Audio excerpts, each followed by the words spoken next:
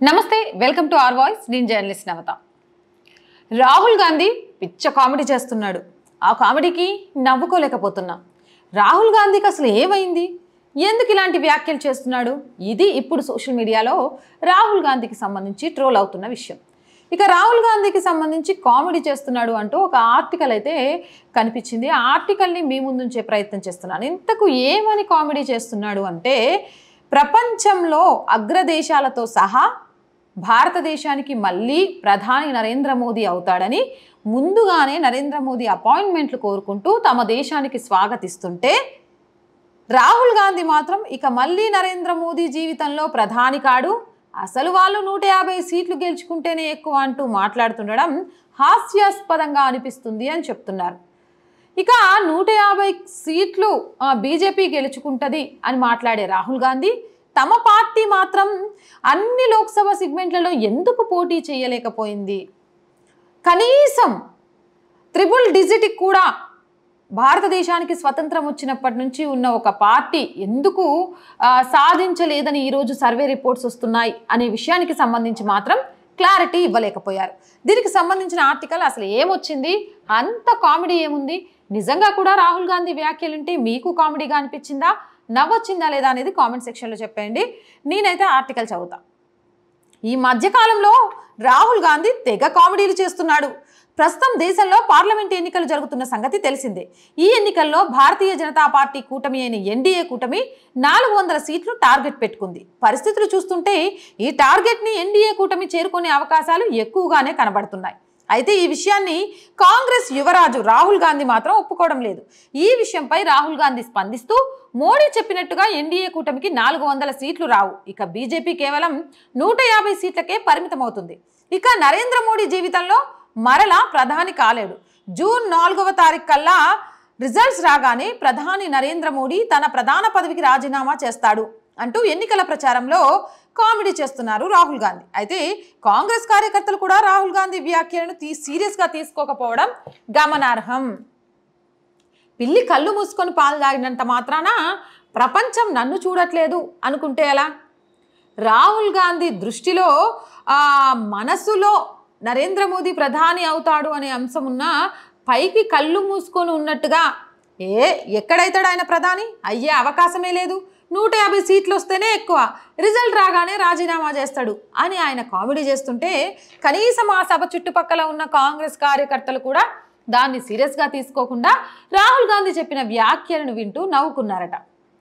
రాహుల్ గాంధీ ఇలాంటి మాటలు మాట్లాడబట్టే కాంగ్రెస్ పార్టీని రాజీవ్ గాంధీ, ఇందిరాగాంధీ, నెహ్రూలాగా స్టాండర్డ్గా నడిపించలేకపోయారు. ఈరోజు మల్లికార్జున ఖర్గేనో ఎవరినో తీసుకొచ్చి అధ్యక్షుడి స్థానంలో కూర్చోబెట్టడానికి కూడా కారణమయ్యాడు.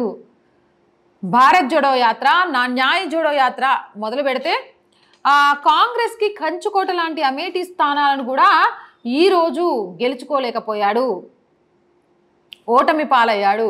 వైనాడులో పరిస్థితి అర్థం కాక ఏం చేయాలో పాలుపోక ఊరుకున్నాడు.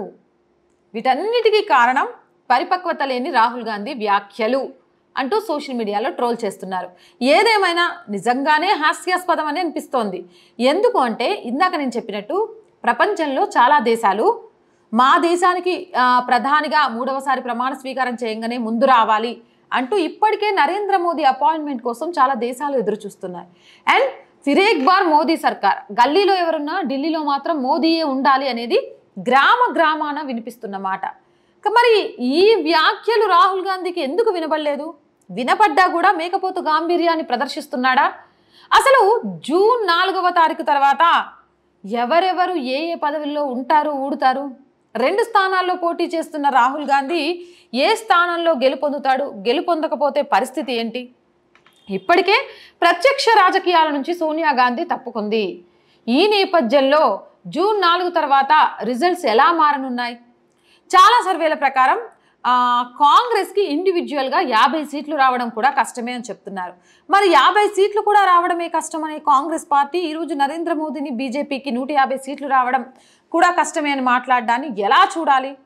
తమ పరిస్థితి అలాగుంది కాబట్టి ఇందాక నేను చెప్పిన సామెతలాగా పచ్చ కామెర్లోడికి లోకమంతా అలాగే కనిపిస్తుంది అన్నట్టు తమ పార్టీ పరిస్థితిని చూసుకుంటూ మిగిలినవి కూడా అలానే ఉన్నాయి అనుకుంటున్నాడా? ఏదేమైనా మీకు రాహుల్ గాంధీ వ్యాఖ్యలు ఎలా అనిపించాయి? హాస్యాస్పదంగా అనిపించాయా? సీరియస్గా తీసుకుంటున్నారా? అసలు రాహుల్ గాంధీ చెప్పినట్టు జూన్ 4 తర్వాత భారతీయ జనతా పార్టీ అధికారంలోకి రావడానికి అవకాశం లేదా? మరి ఎవరు అధికారంలోకి వస్తారు? కామెంట్ సెక్షన్లో పెట్టేయండి. మోర్ వీడియోస్ కోసం మన ఛానల్ని వెంటనే సబ్స్క్రైబ్ చేయండి. ఈ వీడియో నచ్చిందా? లైక్ చేయండి, షేర్ చేయండి.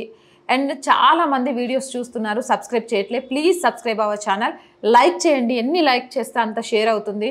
అలాగే సపోర్ట్ చేయండి. మన ఛానల్కి ఒక ప్రాపర్ ఆఫీసు ఎక్విప్మెంట్ కావాలి. ఈరోజు ఈ ఛానల్ ఈ స్థాయిలో ఉంది అంటే ఖచ్చితంగా మీరు ఆదరించడం వల్లే. అలానే ఆదరిస్తే జాతీయవాదాన్ని ప్రజల్లోకి తీసుకెళ్లడంతో పాటు ప్రభుత్వానికి ప్రజలకు ఒక వారధిగా ఉంటూ ప్రజల సమస్యలను ప్రభుత్వానికి తెలియజేస్తూ ప్రభుత్వాలు ఇచ్చిన హామీలు నెరవేర్చినప్పుడు ప్రశ్నించే ప్రజల గొంతుకగా మారడానికి మన ఛానల్ ఎప్పుడూ సిద్ధంగా ఉంటుంది. Please support our channel, subscribe our channel. జై భారత్.